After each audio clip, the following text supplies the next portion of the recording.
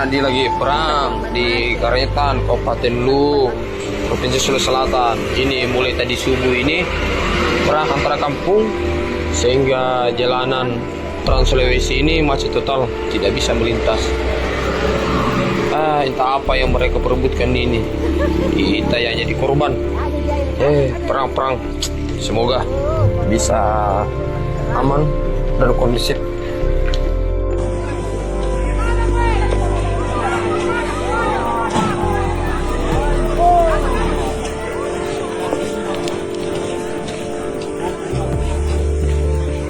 Panggil pemadam. Sudah habis. Panggil pemadam.